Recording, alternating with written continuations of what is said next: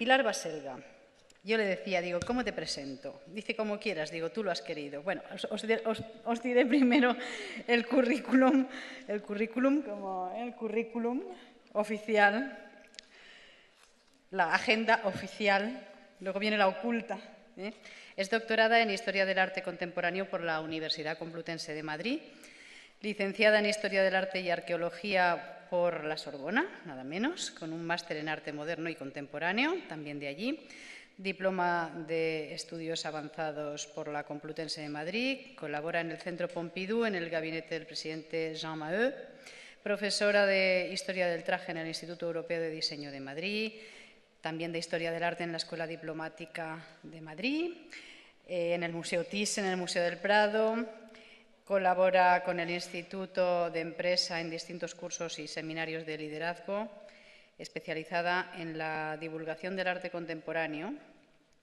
Ha investigado diferentes métodos pedagógicos que favorecen el aprendizaje real y la integración plena de los conocimientos y los aplica combinando el visual thinking del Museo de MoMA, vale, con el profesor Antonio Galindo. Y ahora mismo está investigando, es así, para tu tesis doctoral, el mito de Nuremberg, pervivencia de las dictaduras en el siglo XXI.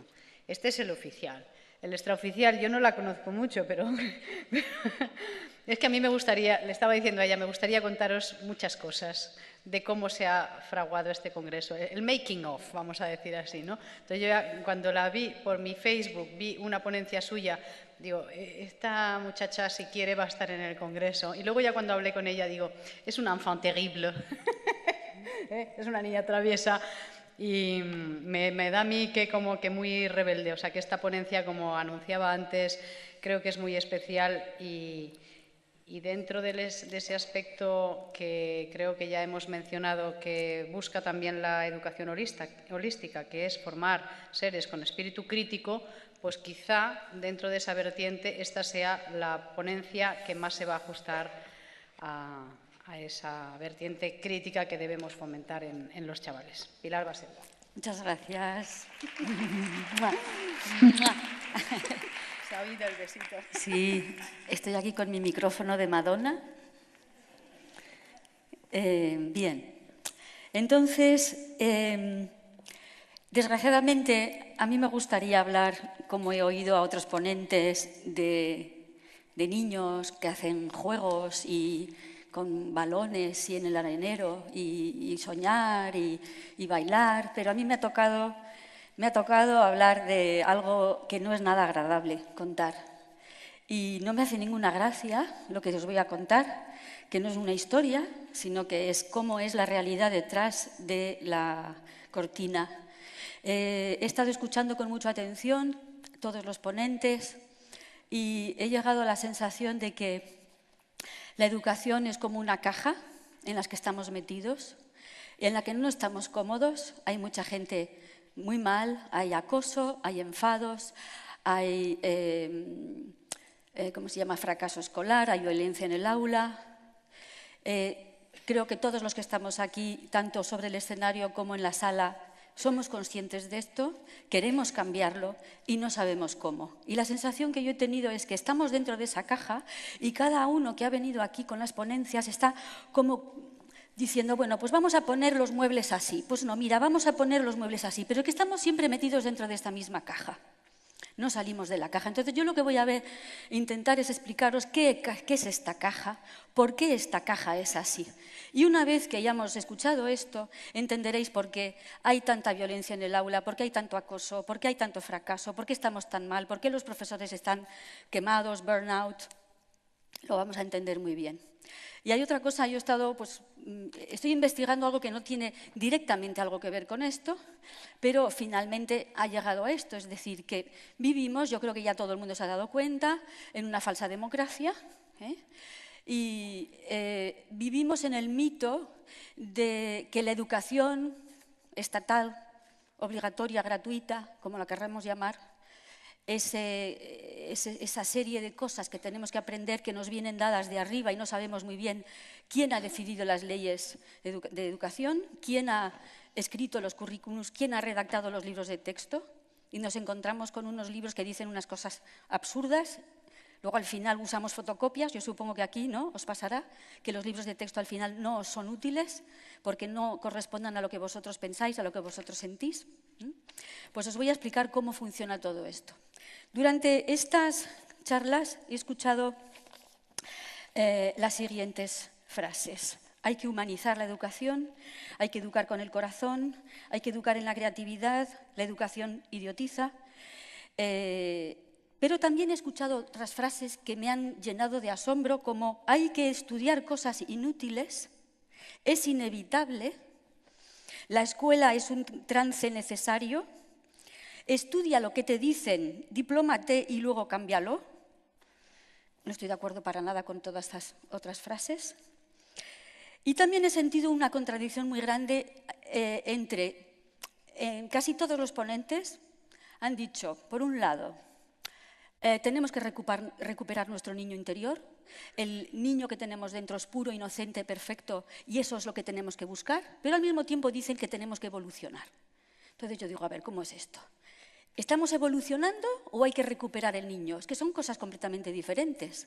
Entonces, si conocéis a Máximo Sandin y conocéis su estudio sobre el concepto del evolucionismo de Darwin, que es en realidad una gran mentira, no venimos de ninguna ameba, no venimos de ningún mono y el origen del hombre es completamente desconocido. Por lo visto, se crea en el Cámbrico, hace 500 millones de años, aparecen la mayor parte de las especies conocidas hoy en el planeta Tierra. Pero es un gran misterio y desde luego yo no me siento venir del mono. Yo no soy un mono perfeccionado.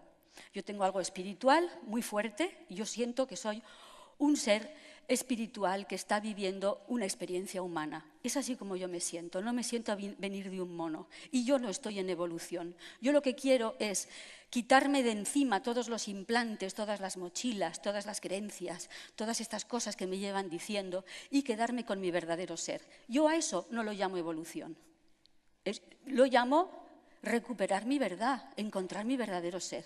Pero eso yo no lo llamo evolución, por eso me molesta mucho escuchar que se me propone una mejora a través de una evolución. Lo veo muy sospechoso. Bien, entonces, lo he puesto entre paréntesis, entre puntos de interrogación, pero ahí está. Bien, lo propio de las dictaduras, puesto que este descubrimiento mío viene del estudio de las dictaduras, las dictaduras se construyen, se sostienen sobre tres cuerpos. Uno que es el ejército para la defensa exterior, otro que son la policía y los servicios de inteligencia para el control interior y después la educación para el control de la mente, o sea, hiperinterior, ya directamente dentro de tu cabeza. Eso es el punto en común de todas las dictaduras, desde Hitler, pasando por Stalin, Mao y Franco. Bien, entonces fíjense que ¿dónde está la inteligencia en esta estructura? Cuando nosotros decimos servicios de inteligencia, estamos entendiendo qué son los servicios secretos. ¿Desde cuándo la inteligencia está en los servicios secretos? Yo pensaba que la inteligencia tenía que estar en la educación, ¿no?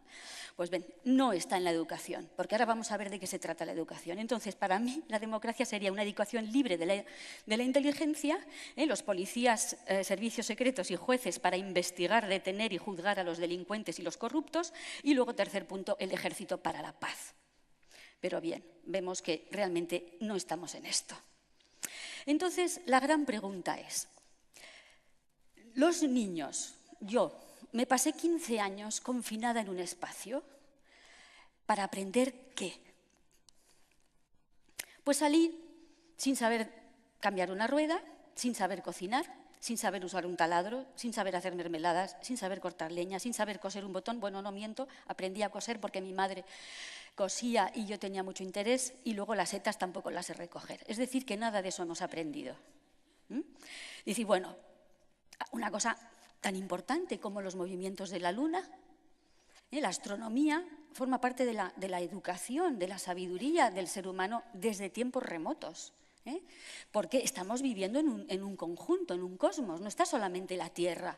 Entonces, fíjense que la luna cambia las mareas, será importante saber si estamos en cuarto creciente o en cuarto minguante. Pues tampoco se estudia esto. Y además estudian cosas que luego no se comprueban. No sé si habéis observado que la Luna ha cambiado de posición. ¿Os habéis dado cuenta? Desde el 2011 la Luna se ha tumbado. Digo yo que será un tema para hablar en algún noticiero, en algún programa. Pues por lo visto esto no interesa. Llevamos toda la vida con la Luna en forma de D cuando es creciente, en forma de C cuando es decreciente. ¿Os acordáis de esto, no? Bueno, pues ahora está tumbada. La imagen que tenemos ahora de la Luna es la que tenemos aquí a la derecha. Y yo todavía no he escuchado a nadie que me explique esto ni he encontrado nada. Bien. Entonces, aprendemos en el colegio a rellenar pues, el IVA, el IRPF, todo esto, ¿no? Luego tenemos que recurrir a gestorías, a gente especializada. Pues es una cosa que tenemos que hacer todos los días en cuanto montemos la primera empresa o hagamos cualquier cosa. Pues esto tampoco lo podemos aprender. ¿En 15 años no hemos tenido tiempo de hacer un papel de estos? Bueno. Pero bueno, me vais a decir, es que se estudian cosas muy importantes en el colegio. ¿Así? ¿Proposición no de ley? A mí nunca nadie me explicó lo que era eso. ¿Quién marca el Euribor? ¿Sabéis quién marca el Euribor? La agencia Reuters. Me enteré el otro día. ¿En serio? Metéis Euribor en Wikipedia, tarará, farragoso, y al final dice, y al final el Euribor va a ser, pero ¿de quién es la agencia Reuters? De Rockefeller, Rothschild y todos estos. Bueno, entonces ya sabemos que son ellos los que fijan el Euribor, puesto que manejan el mundo. Que es una preferente, ojalá nos hubieran explicado un poquito mejor lo que hay de esto, para intentar que no nos estafen. El señor de la ventanilla del banco en el cual hemos confiado todos nuestros ahorros, después nos va a meter doblada a nosotros o a nuestros padres que son indefensos. Esto es impresentable. Bueno, ¿alguien sabe lo que son los derivados? Yo creo que ni siquiera los propios que están en la bolsa saben lo que son los derivados, o sea que eso tampoco sabemos. Ahora, una cosa que me he enterado hace poquísimo. ¿Ustedes conocen la diferencia entre la Comisión Europea y el Parlamento Europeo? Cuando votamos en las elecciones, ¿a quién votamos? Bien, pues el Parlamento Europeo es lo que elegimos, pero quien decide las cosas en Europa es la Comisión Europea.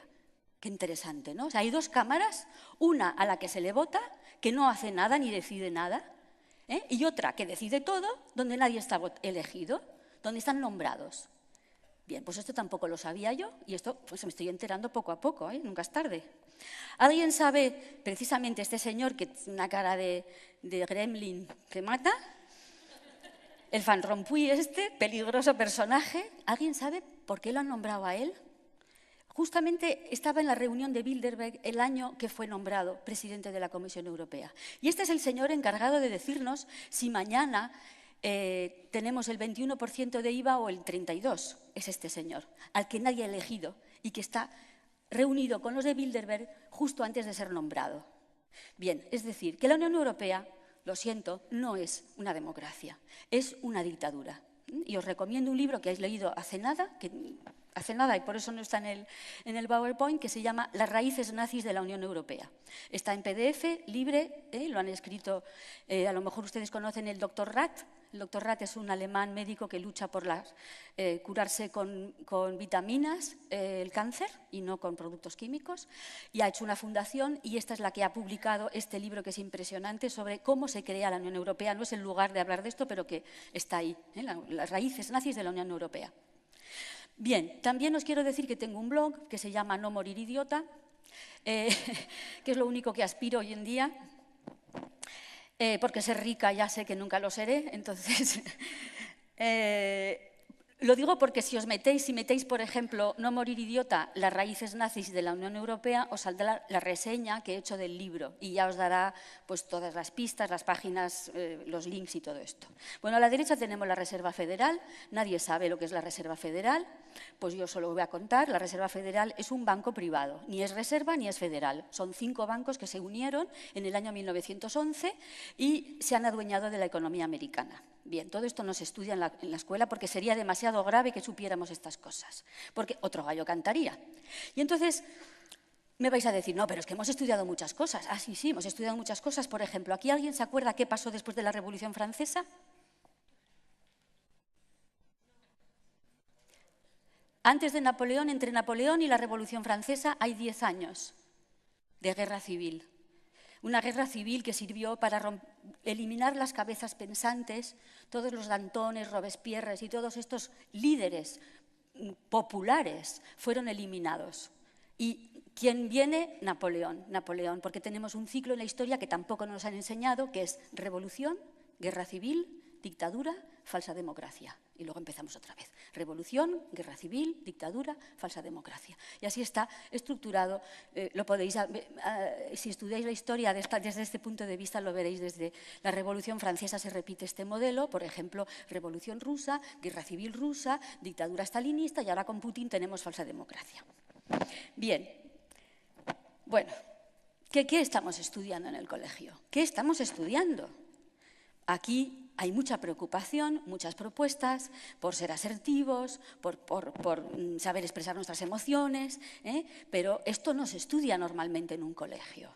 Todos los que estáis aquí, en el fondo, somos aquí todos unos revolucionarios. Por eso estos congresos no los organizan las consellerías. Bien. Aunque se quieran meter aquí, pero no les vamos a dejar. Entonces, ¿verdad que no les vamos a dejar? Entonces, ¿qué han aprendido realmente? 15 años confinados en un espacio. Han aprendido esto, es decir, a estar quietos durante 8 horas para después estar quietos en una fábrica. Los mejores van a las oficinas y los menos estudiosos van a las fábricas. Y esto es el propósito de la educación. Es un poco duro decirlo, ya lo sé, porque nos han contado otra película, pero la realidad es esta, que tenemos que socializarnos. Y socializarnos significa aguantar filas, aguantar atascos, comprar en supermercados comida basura. Eso es lo que aprendemos. Entonces, esto es lo que hemos aprendido, a estar 8 horas confinados, a obedecer horarios absurdos y normativas coercitivas, memorizar cosas que no entiendo ni comparto, buscar complacer al profesor para que me ponga buenas notas, aunque sea abandonando mis ideas propias, renunciar a mi unicidad, buscar parecerme al grupo. Ser raro en el colegio es lo peor que te puede pasar y empiezan a acosarte, ¿no? Entonces, a todas estas cosas de obediencia, sumisión, miedo al rechazo, dependencia, uniformización, todo esto se llama socialización, porque cuando nos metemos en la ingeniería social, porque la educación es ingeniería social, cuando nos metamos en la ingeniería social nos encontramos con los permanentes eufemismos, es decir, bonitas palabras para decir cosas terribles. Entonces, todo esto es destruir el libre albedrío, pero eso lo llaman socialización, no lo llaman destrucción del ser humano, que es lo que es. También los niños, por su cuenta, aprenden muchas cosas porque son muy listos, lo hemos visto todos. Y curiosamente, sin que nadie les diga nada, saben utilizar todos los cacharros. Nada más, se inventa una cosa y ya lo saben utilizar. Y yo estoy ahí que no me entero y ellos ya han ido y vuelto y ya lo saben hacer. Entonces, tienen una gran... Entonces, cada vez que nosotros permitimos copy-paste en el cole para un trabajo, estamos apoyando el fraude, el robo, la corrupción. El copy-paste es corrupción en vena. Entregar juegos a los niños, dejarles ver la tele directamente es colaborar a su destrucción y jugar con la PlayStation. Sabéis que el Pokémon es un juego que ha sido diseñado por ingenieros de ingeniería social. Está muy estudiado. No es mi especialidad, pero se podría hacer un curso sobre el peligro del Pokémon. Y el consumismo también es una cosa que está muy favorecido por los medios, por el cine y por las televisiones y demás. Y luego también los niños, sin que nadie les dé clases, saben piratear música, bajarse las cosas. Es decir que... Bien, entonces, el fracaso escolar, ¿es una mala suerte? Vamos a ver. Entonces... me he puesto a estudiar y a leer, fíjense. Yo no sé si ustedes conocen este libro. ¿Alguien ha oído hablar de los protocolos de los sabios de Sion? ¿Nadie? Vale. Pues los protocolos de los sabios de Sion, si os metéis en Internet, por supuesto Wikipedia, que forma parte del control, no va a permitir que la gente lo lea como algo auténtico. Entonces, lo primero que te dicen es que son falsos.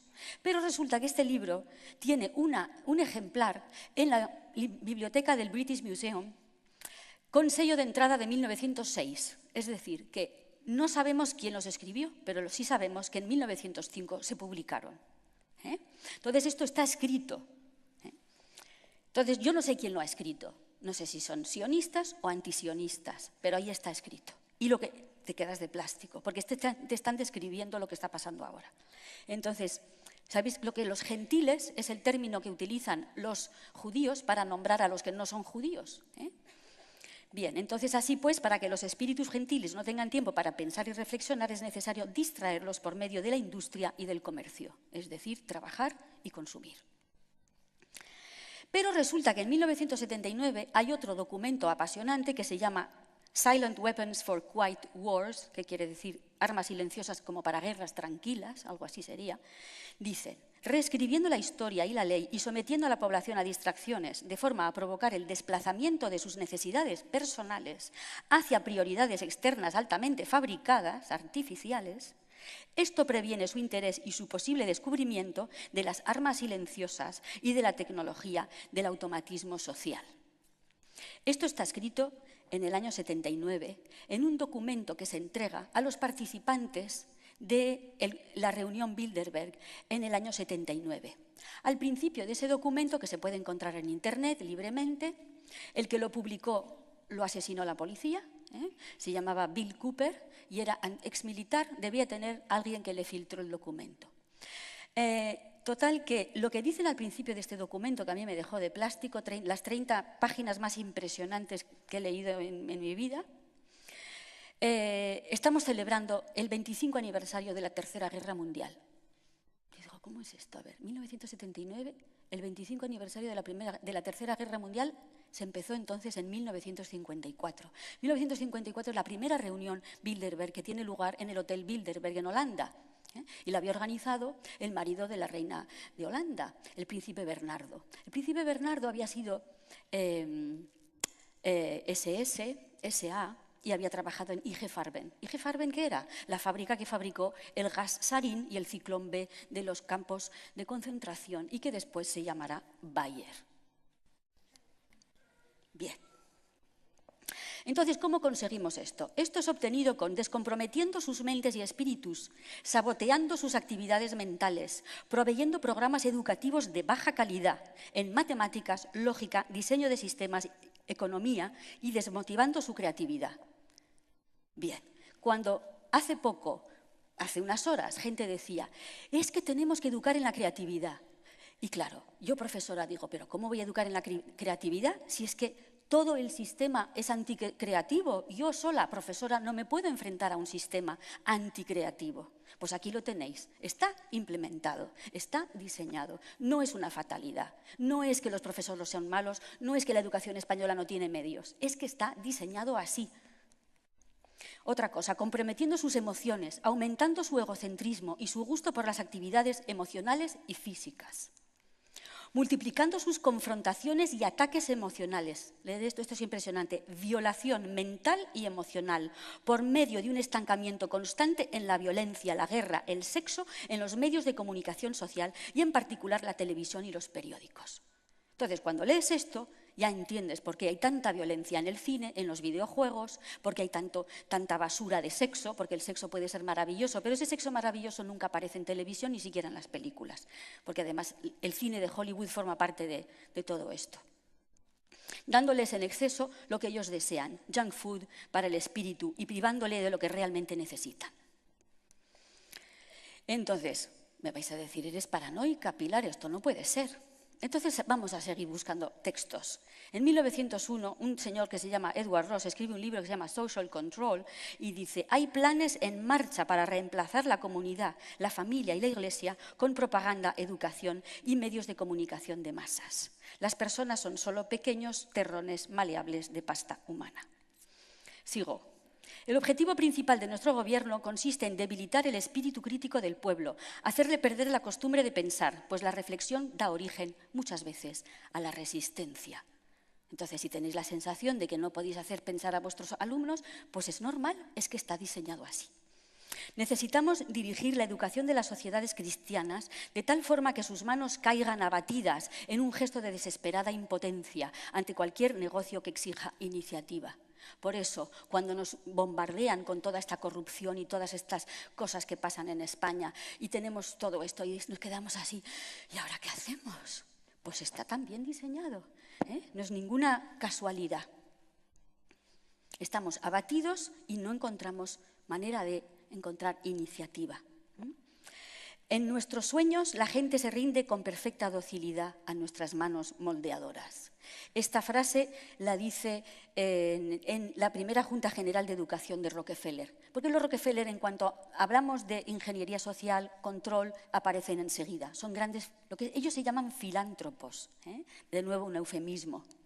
Pondrán todos los medios para controlar la salud, la mente, en fin. Bien. Este es Woodrow Wilson, el presidente que permitió la creación de la Reserva Federal, es decir, la corrupción, la perversión a través del nombre incluso, ¿no? Nosotros tenemos el Banco de España, que ya gracias a la Unión Europea no sirve para nada, pero cuando teníamos Banco de España con algo dentro, nosotros decidíamos emitir moneda, lo decidía el gobierno, pero en Estados Unidos lo deciden 5 bancos privados.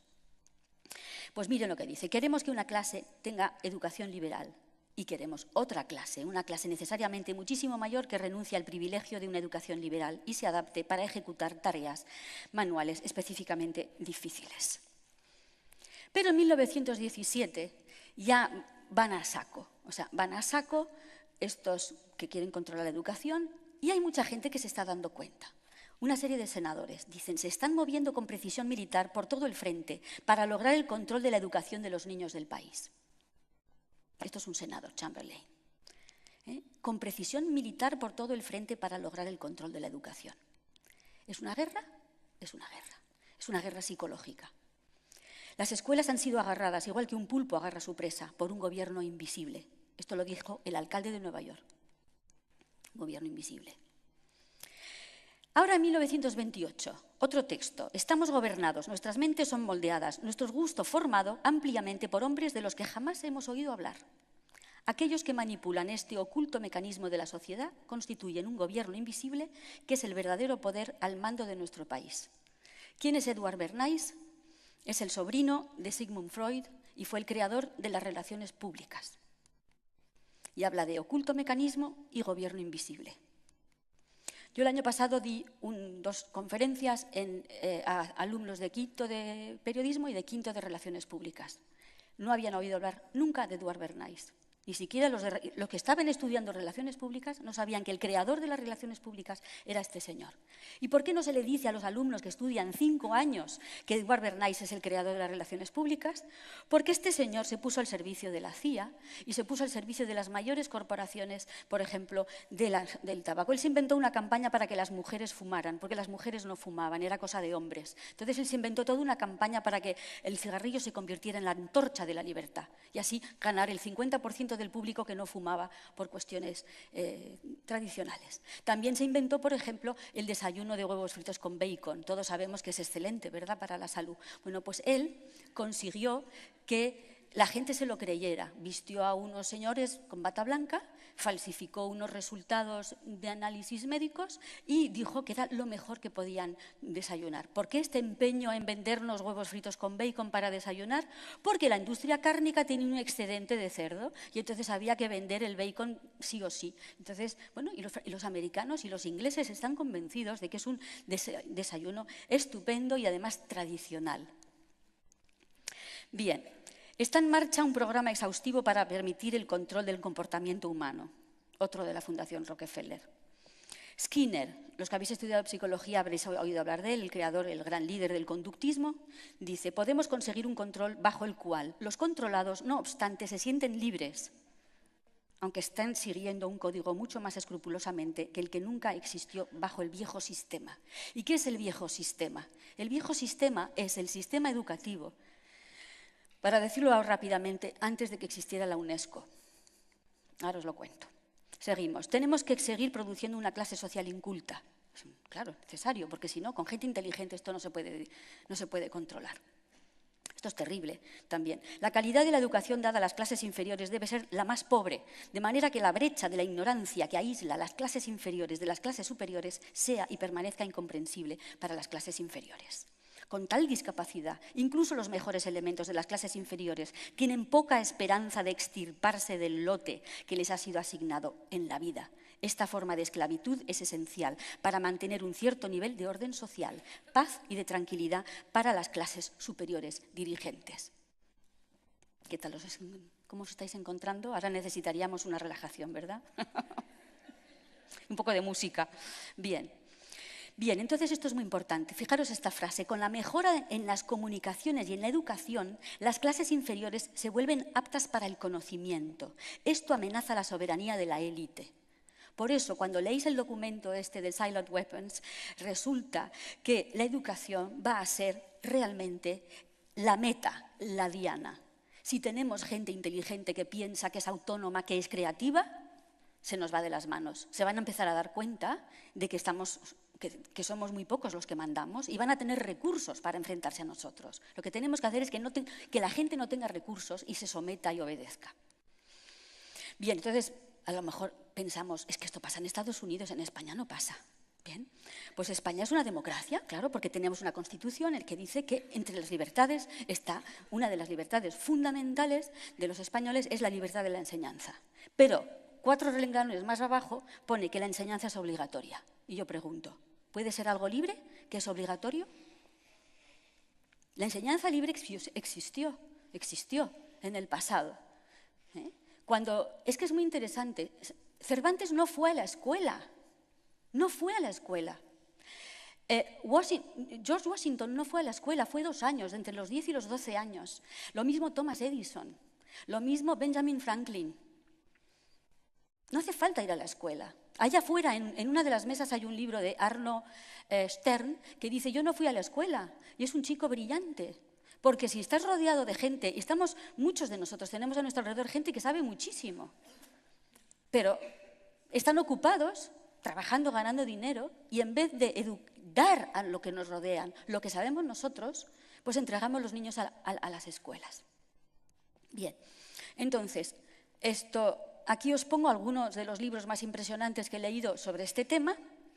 El de John Taylor Gatto está en la red en español, traducido por un independiente, que os vendrá muy bien, porque ahí viene mucho detalle. Entonces, hay que recordar que en la Grecia de Atenas, la escuela era para los esclavos. La gente, los ciudadanos atenienses, ellos no iban a la escuela. Y scolé significaba ocio. Tener scolé es tener tiempo de educarte. En cambio, en Esparta, la sociedad sí que había escuelas y las familias entregaban sus hijos a la escuela para que fueran formados militarmente. En Roma es muy interesante porque aparece la figura del pedagogus. Y pedagogus es el esclavo. El esclavo que instruye. Entonces dice, el magister docet, es decir, es docente, pero el pedagogus inculca la lección. Entonces el pedagogo es el esclavo que inculca una lección de la que no tiene ni idea. Esto es, la etimología de la palabra. Bien, en la Edad Media existe una manera de educar a las clases elevadas, sobre todo a las clases religiosas, con el trivium, que todos conocemos, gramática, retórica, dialéctica, y el quadrivium, aritmética, geometría, astronomía y música. Como pueden ver, aquí no hay diferencia entre letras, ciencias, astronomía, geografía, arte, todo está unido. Todo está unido. ¿Qué es que ha quedado de esta instrucción maravillosa de la escolástica? Pues de la gramática, reglas, que los niños aprenden, memorizan y no se enteran bien de qué va. Literatura un poquito, pero poco. A mi hijo con 11 años le mandaron que leyera o con 12 el Cantar del Mío Cid, que yo lo abrí y ni siquiera lo podía leer porque no entendía nada. Yo preguntaba, ¿no tendrán otro libro para darle a mi hijo con 12 años? Odiarán la literatura. Eso forma parte del plan también, no lo sabía, me he enterado.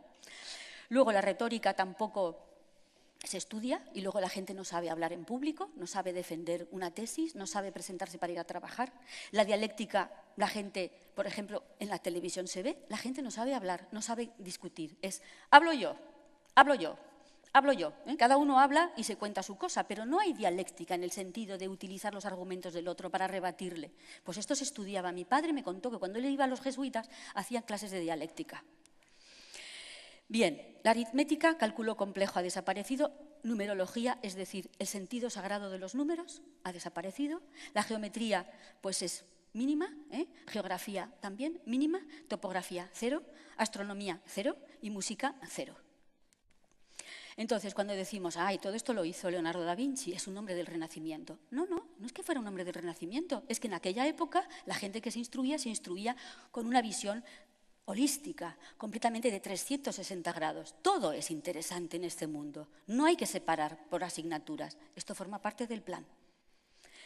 Y además, Leonardo da Vinci nunca fue a la escuela. Nunca.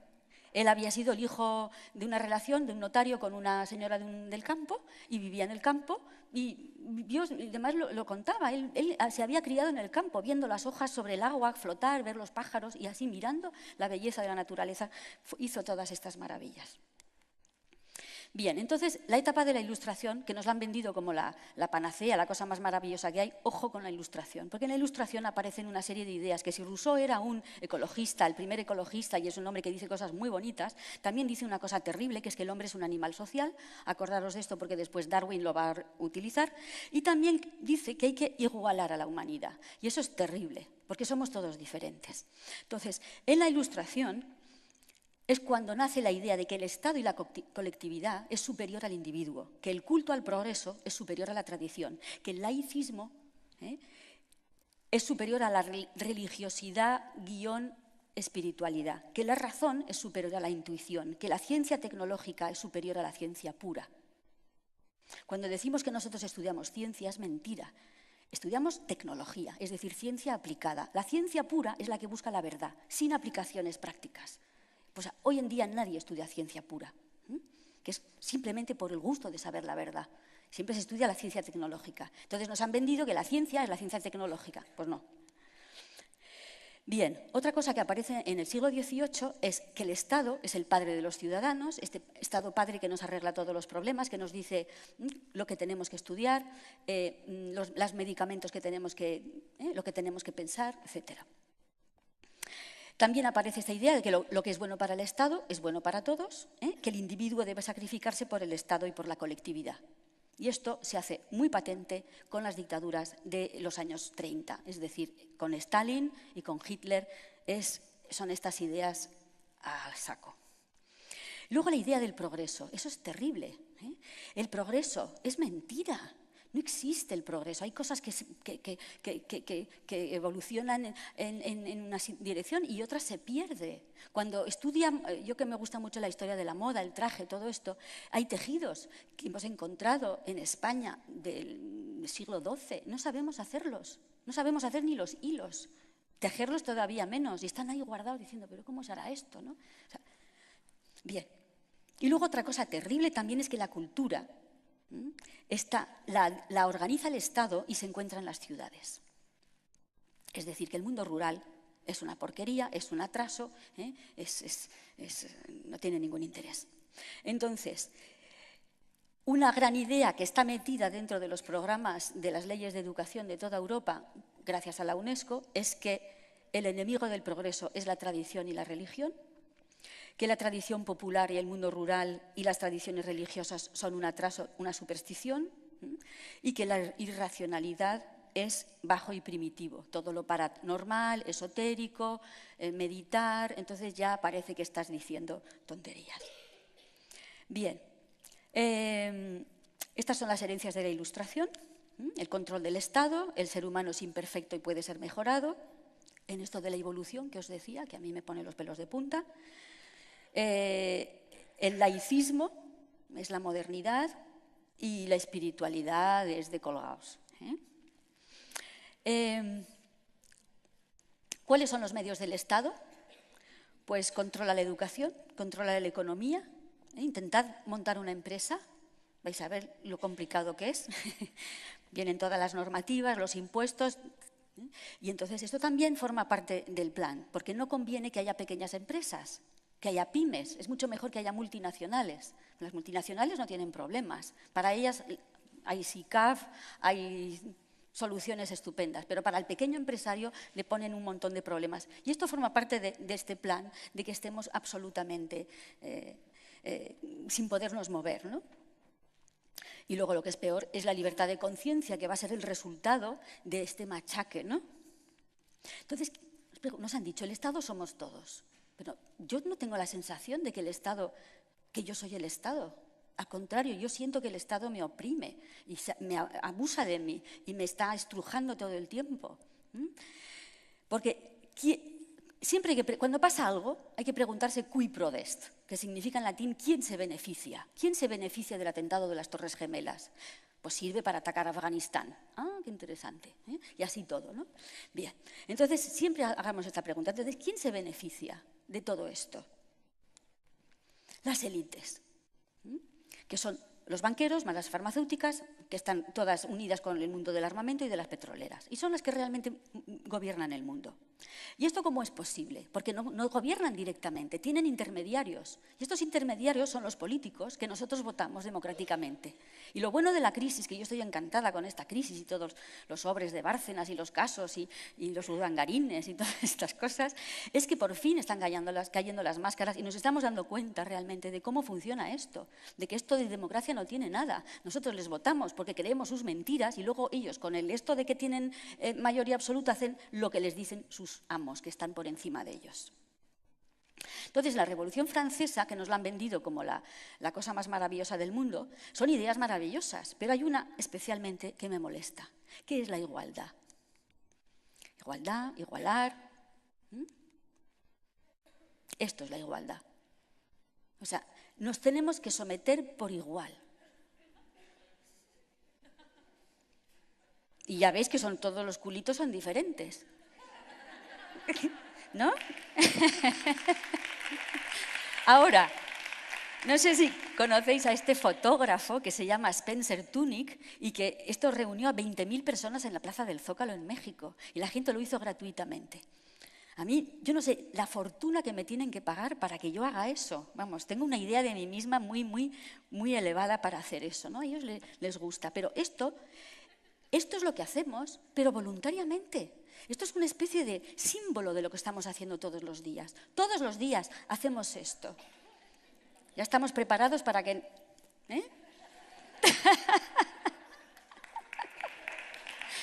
No, nos tenemos que levantar ya. Ya es hora de cambiar de postura. Ya me están doliendo los riñones, ¿no? Bueno, entonces Napoleón es terrible porque ya sabemos de dónde viene. Es el que sobrevive a una guerra civil en la que cortan todas las cabezas de los que tenían ideas y el que se somete a los líderes, que son los banqueros, pues es Napoleón. Porque ¿de dónde sacó tanto dinero Napoleón para invadir Alemania y Francia, Austria y todo? ¿De dónde sacó el dinero? Después de 10 años de guerra civil en Francia, ¿tú crees que él tenía dinero para hacer una guerra mundial? ¿De dónde sacó ese dinero? Eso nunca nos lo cuentan en los libros. Yo todavía no lo he descubierto, pero me temo que ahí hay muchos banqueros financiando la guerra que había. Bien, entonces, ¿qué es lo que dice Napoleón? Que hay que enseñar desde la infancia lo que la gente tiene que pensar. Y entonces, para que la gente piense lo que quiere el Estado, hay que hacer un cuerpo de docentes, que es el único medio para crear la instrucción pública. No habrá un Estado político firme si no hay un cuerpo docente con principios fijos. Bien, caramba. Entonces, este Fontanés era el rector de la Universidad Imperial, que era la estructura de la educación de Napoleón. Y dice que hay que unificar puntos de vista, es decir, que hay que crear pensamiento único. Es necesario una unidad de puntos de vista. Igualar, enseñanza necesaria, el Estado, el gobierno, firmeza, unidad de pensamiento, pensamiento único. ¿Es necesario para quién? ¿Para mí? ¿Para vosotros? No es necesario. Para ellos, para los que están en el control del poder, necesitan una masa obediente. Entonces hubo un señor que se llamaba Andrew Bell, que era un capellán inglés que va a la India y descubre las escuelas de casta hindú. Y en las escuelas de casta se observa cómo funciona, es decir, las escuelas para los pobres. Meten a 300 niños en un chamizo y entonces hay un brahman que dice: debo obedecer al amo. Y entonces todos los niños, debo obedecer al amo. Y si no contestabas bien, entonces los más mayores de los alumnos les pegaban con una vara, el famoso pedagogus, para que todo el mundo dijera lo que dice el profesor. Entonces esto a los ingleses les va a encantar e introducen este tipo de enseñanza en la educación inglesa. Otra cosa muy interesante es la guerra. Ya hemos hablado de Napoleón, ahora vamos a hablar de los enemigos de Napoleón, que eran los alemanes, ¿eh? Como siempre, estuvieron en guerra francos y germanos, como 2000 años en guerra, ahora son amigos. Bien, entonces el sistema prusiano, Jena es una victoria de Napoleón y Waterloo es el gran desastre. ¿Qué pasa entre Jena y Waterloo? Pues que van a montar las escuelas prusianas. Entonces, el que crea el pensamiento de que hay que formar a los alumnos se llama Fichte, y el que escribe la frase, el trabajo hace libre, que es lo que había en la puerta de los campos de concentración. Arbeit macht frei. Trabajo hace libre. Fíjate, otro eufemismo. Bien, entonces, ¿qué es lo que hacen los alemanes? Organizan 3 niveles. El 0,5% es la élite. Tiene una educación como el trivium y el quadrivium. 360 grados, perfecto. El 5%, zonas intermedias, mandos intermedios, profesores, militares, policías, médicos, arquitectos, todos esos que tienen que trabajar y saber un poco, pero no mucho. Y luego el 90% de las que llamaban Volksschule, era Akademienschule, Realschule y Volksschule. Y el Volksschule era las escuelas del pueblo, donde les impiden la lectura fluida porque se dan cuenta de que cuanto más tarde aprendes a leer, peor lees. Entonces, antes estaban hablando de esto en el sistema Waldorf. Yo no sé, yo no soy una especialista del tema, no soy logopeda ni sé nada de esto, pero lo que yo he leído es que mi madre, por ejemplo, le enseñó a leer a mi hermana con 3 años, a leer y a escribir, y llegó al cole ya sabiendo leer y escribir. Bien, y eso a mi alrededor hay mucha gente así, las abuelas que enseñaban, o las madres que enseñaban a leer muy prontito a los niños. Bien, entonces impedir la lectura fluida, separar las asignaturas en zonas estancas. ¿Por qué tenemos que estudiar las asignaturas separadas? Si en el mundo no es un todo está relacionado. Yo no veo que tú te paseas y de repente estás en el mar y dices, estoy en un elemento fluido, entonces esto es química, ¿no? Pero luego resulta que es mar, entonces forma parte de geografía. Pero si el mar está en una costa, entonces es topografía. Pero si te inspira un poema, no, entonces estoy en literatura. Pero bueno, ¿pero qué es esto? Estamos en una cosa toda llena de cosas, que funcionan todas al mismo tiempo y nos interfieren, pero si te compartimentan la cabeza, luego tú estás que no puedes relacionar. Y hay muchos de estos sabios que lo que hacen es, lo que dicen los ingleses, connecting dots, quiere decir, conectando los puntos. Cuando tú empiezas a conectar los puntos, entonces aparece la forma de la cara, pero si te van separando los puntos no te enteras de nada, que es lo que nos está pasando. Y luego alargar el periodo de escolarización. Esto también es una cosa que lo descubrieron los prusianos. Antes iba al cole, como George Washington y Benjamin Franklin, de 10 a 12 años, un poquito. Y luego antes habías aprendido muchas cosas con tu familia y después también te especializabas en la rama que tú querías. Pero si te dicen que tienes que ir al cole con 6 años y ahora con 3 años y te dicen que te tienes que quedar hasta los 16, pues estás separado de la familia. Y se van a dar cuenta que separar a los niños de la familia es lo mejor que pueden hacer para que el Estado amueble la cabecita de los niños mejor y lo antes posible. Por eso se están dando cada vez más casos de homeschooling, es decir, el colegio en casa. Bien, hay que mantener a la población distraída y en la confusión. Yo cuando veo, cuando viene en tren, aquí, viene en el tren y delante de mí una madre le da un jueguito. Y yo decía, pero está precioso el campo. Se subieron en Cuenca y se bajaron en Albacete, estuvieron 25 minutos. ¿Por qué no miran el paisaje? Porque es lo que yo hacía cuando viajaba con mis padres. Una palabra que empieza por C. ¿Vosotros no habíais hecho eso cuando viajáis? Claro, pues no, ahora ya no, ahora está con la maquinita. Y le sacaban la maquinita para que el niño no quería jugar con eso, pero se la daba para que el niño no se aburriera. Digo, pero bueno, qué horror. Entonces, todo el tiempo están los niños ocupados en cosas. Hay que generar ignorancia, confusión, distracción, desorganización. Por ejemplo, la historia de la lectura por las imágenes, yo no lo sabía, esto es un sistema para sordomudos. Y se dieron cuenta de que era muy útil enseñar a leer a la gente que no es sordomuda como si fuera sordomuda. ¿Por qué? Porque si tú aprendes que perro es un perro, pero no deletreas, cuando te ponen pero, no sabes leer. Entonces, si sabes leer, si sabes deletrear, como has oído la palabra pero, pues ya sabes lo que quiere decir. Pero si te han enseñado la palabra en conjunto, tú luego ya no puedes deletrear. Entonces, dificulta la lectura, que es uno de los programas. Por eso, cuando a mí me dicen que los niños de ahora no leen, digo, bueno, está funcionando, lo están haciendo fenomenal.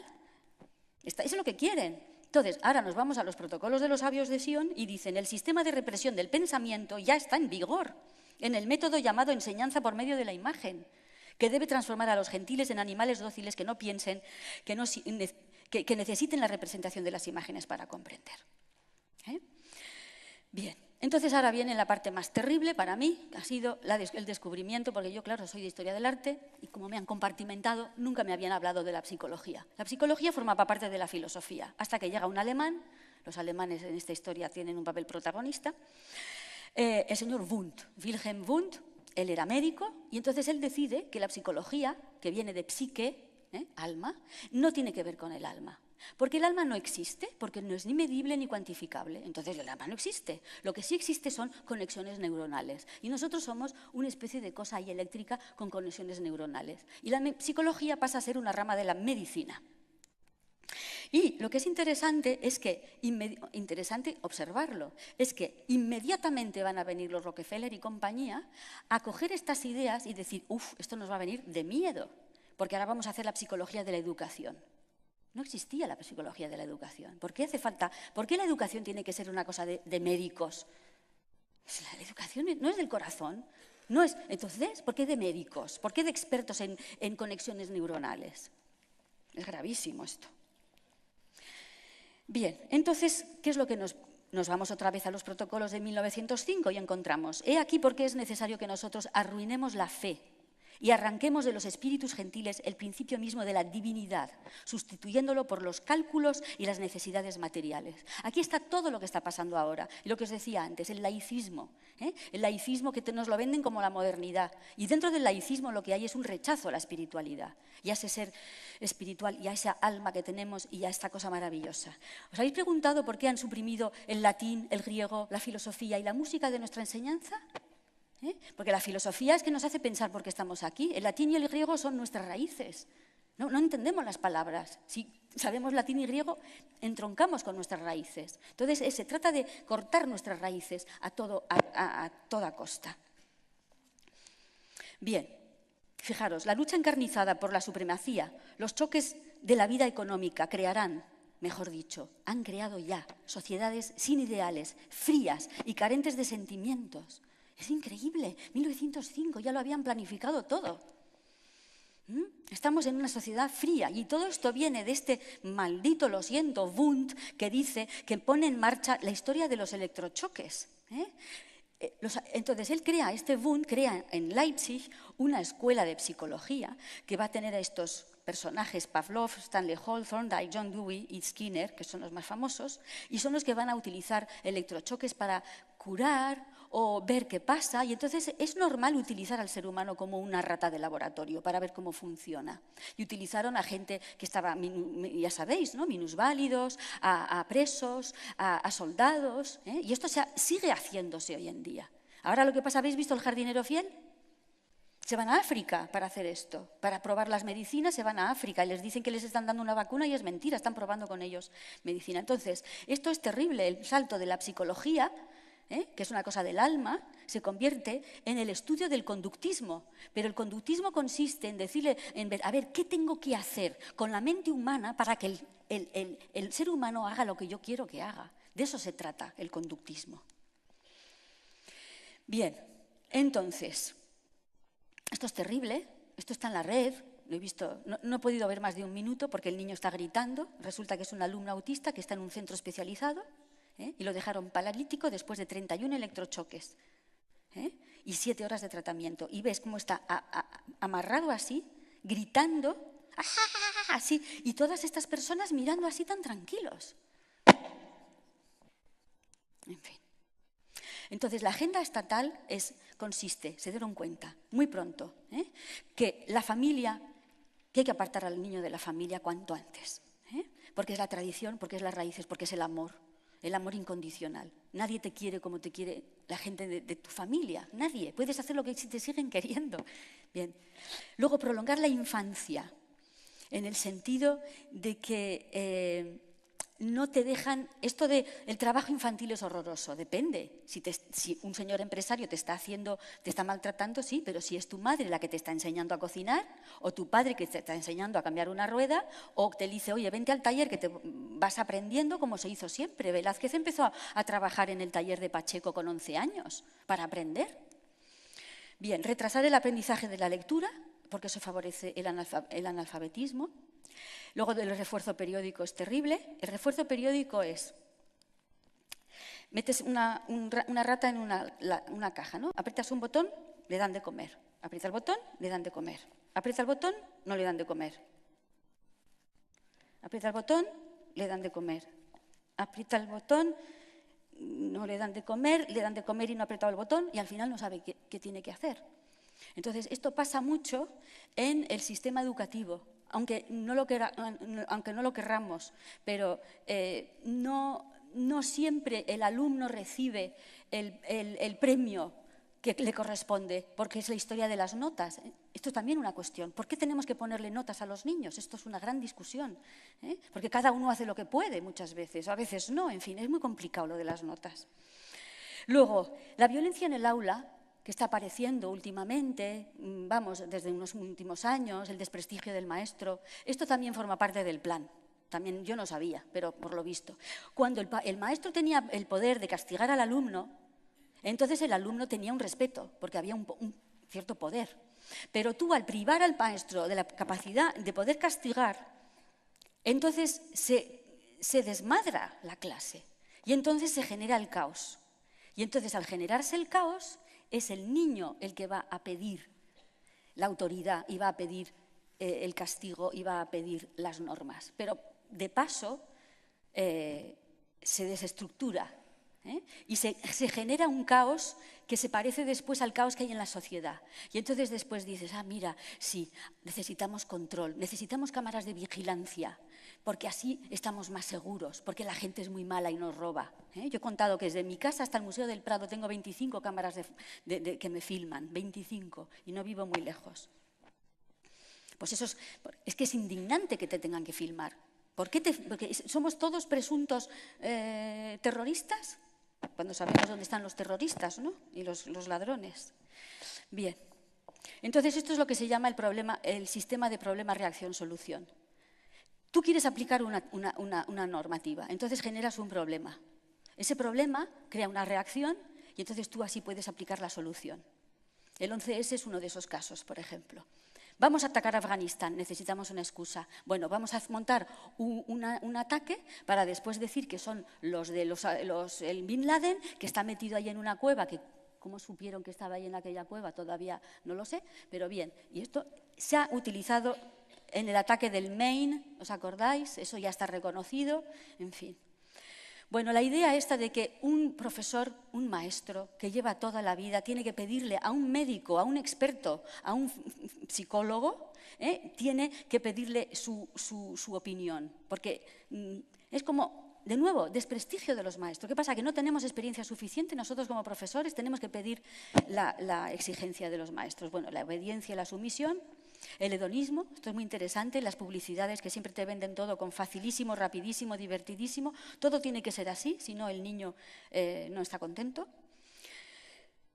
La idea de que lo corporativo es lo bueno, yo cuando veo a mi alrededor gente joven que tiene 20 y tantos, 30 años, están empezando a trabajar para una gran empresa, y cómo se dan cuerpo y alma, y yo sé que los están estrujando, no puedo hablar del tema, ¿no?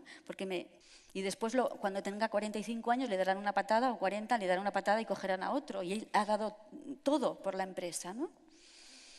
Bien, entonces, una cosa que yo no sabía. ¿Ustedes saben cuándo fue la primera ley de educación? ¿A que nunca se lo han dicho? ¿Por qué tiene que el Estado que decidir por ley lo que nosotros sabemos perfectamente que tienen que estudiar nuestros alumnos y nuestros hijos? ¿Por qué es el Estado? Pues fijaros, la historia viene de la UNESCO. La UNESCO se forma en el año 46 y en el año 69 van a crear un libro que se llama Apprendre à être, aprende a ser. Fijaros qué nombre más bonito, ¿verdad? Aprende a ser. Y este libro es el que ya puedes encontrar la mayor parte de las ideas que hemos dicho ahora. Es decir, el hombre está en evolución permanente, los valores éticos vamos a quitarlos, los valores morales los quitamos, filosofía y todo esto no sirve para nada. Ahora hay que centrarse hacia que el sistema educativo favorezca el sistema económico. Pues esto viene de la UNESCO. Y la UNESCO lo que quiere es que todos los países que son miembros de la UNESCO tengan la misma educación. Y eso es lo que se llama normalizar. Bien, pues entonces lo normalizan y hacen una ley en España en el año 70, que es la primera ley de educación, que se llama la ley de Villar-Palasí. A lo mejor os suena. Bueno, antes de esa ley, es decir, antes de 1970, ¿qué pasa? ¿Que los españoles no eran inteligentes? Mis padres se formaron en los años 30, nacieron en los años 20. Mi padre fue a una escuela de jesuitas, mi madre a una escuela pública y eran súper cultos, sabían de todo. Y no había hecho falta ni libros de texto, ni leyes educativas, ni LOGSES, ni BUPS, ni COUS, ni nada de esto. Ellos estudiaron lo que se había estudiado siempre en los colegios, porque los profesores sabían muy bien lo que enseñaban. Bien. Pues esto, que os metéis en el BOE, os leéis estas y es bastante impresionante.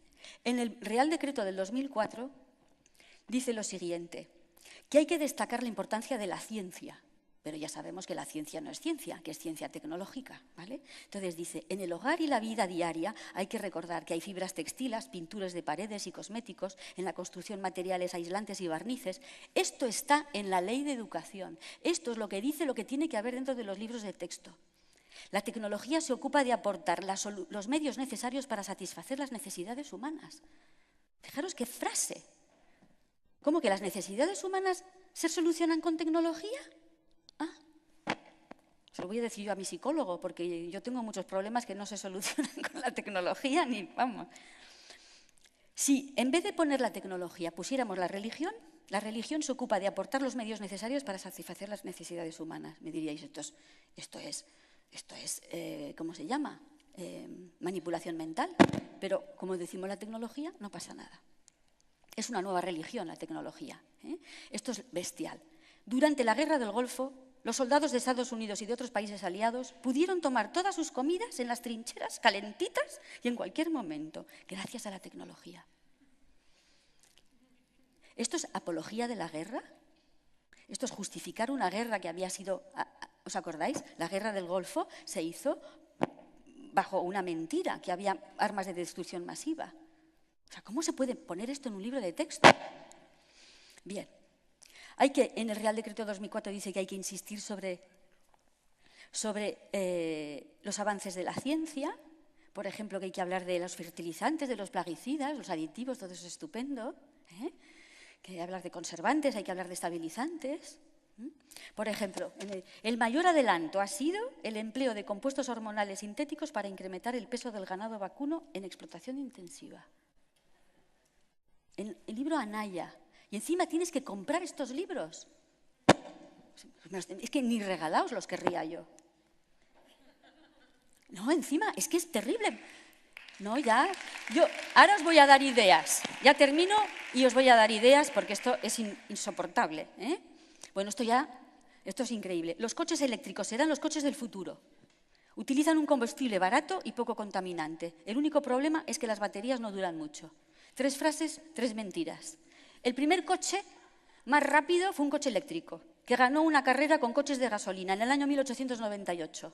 Era un coche de un belga que se llamaba La Jamais Contente, la nunca feliz. Ganó un coche eléctrico.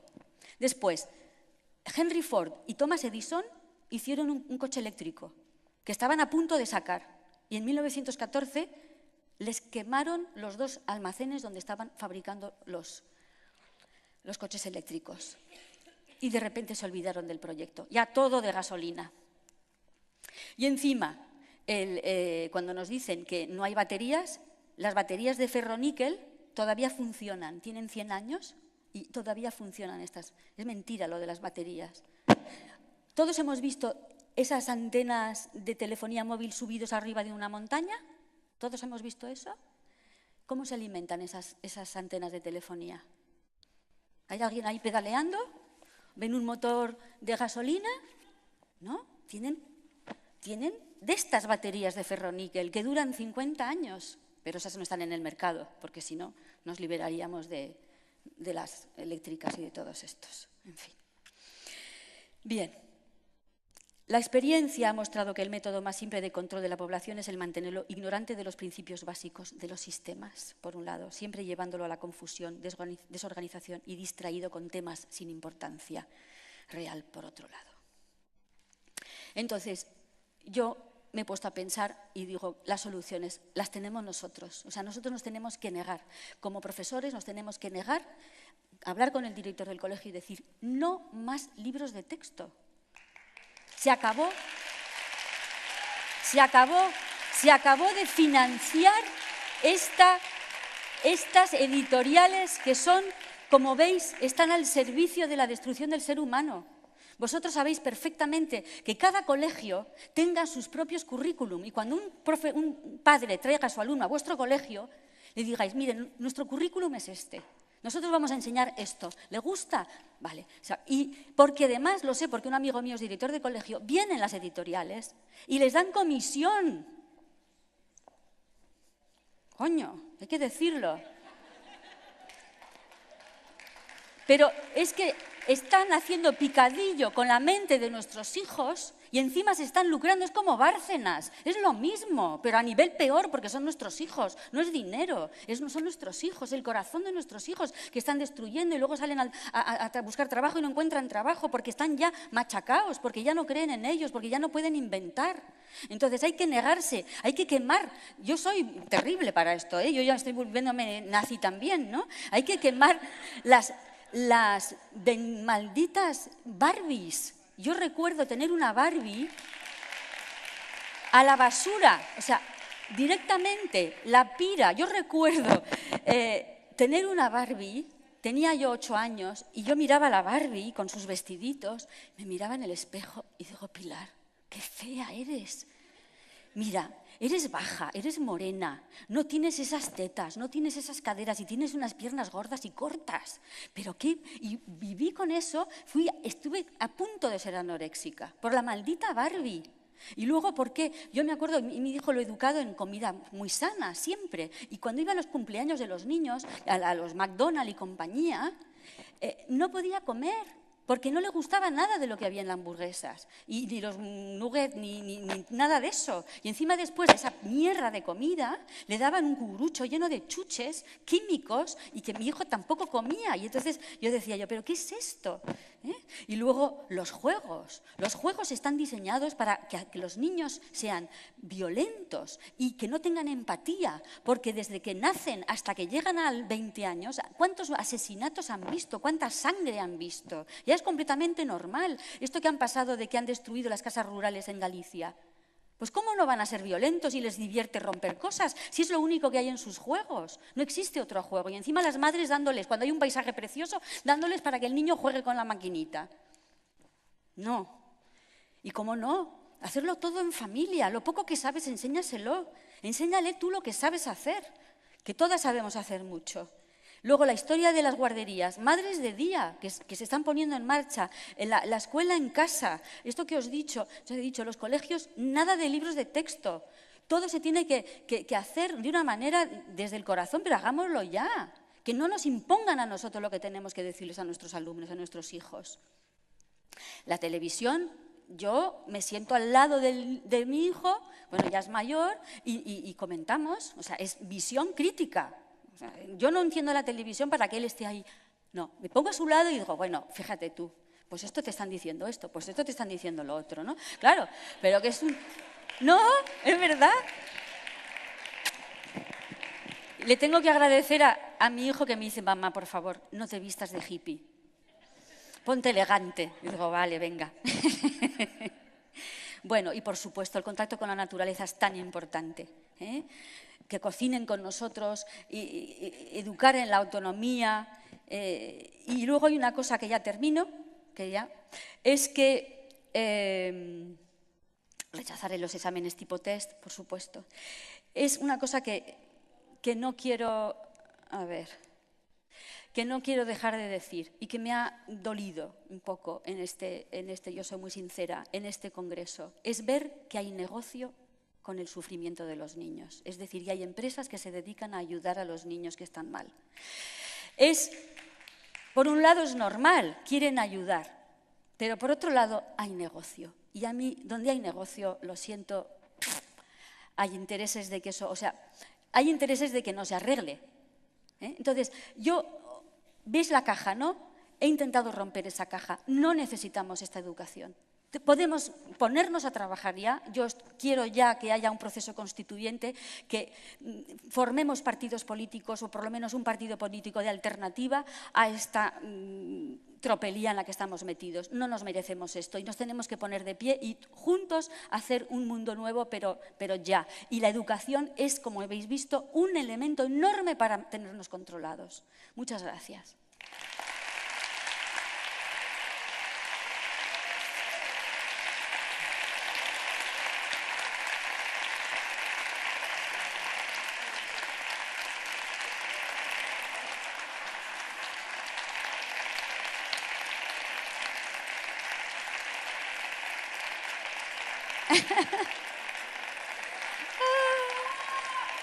¡Ay, guapísima! Muchas gracias. Mi corazón.